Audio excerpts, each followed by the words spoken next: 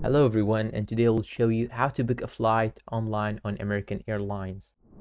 First, open your browser and search for American Airlines. You'll get this link, tap on it. It will navigate you through this page. You need to know that there are two ways to search. Here's the simple search and the advanced multi-city. You can use any one of them, and this is how it looks in the advanced search section. I will go back now and I will use the simple one. Now here you should enter the city that you want to fly from. I'll choose New York City, for example, this one here, for example. Then here you should enter the city that you want to fly to.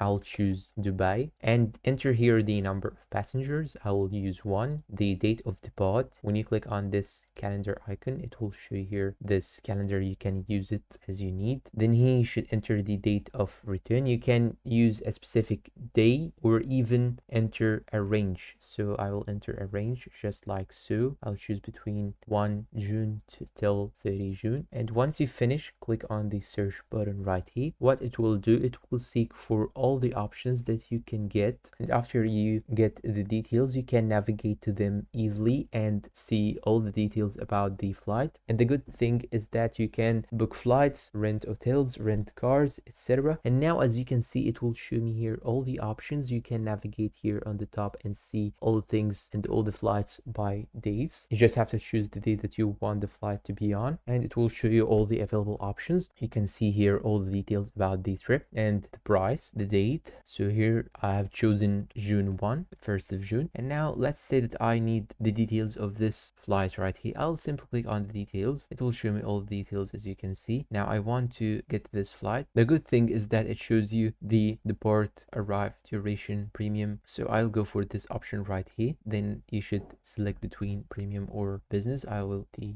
main. Just have to click on select, and once you select the flight, you'll have to enter all of these details in order to confirm the process, and you will have to log in into your account, and after that you're all done. You can pay for the flight and have a nice flight.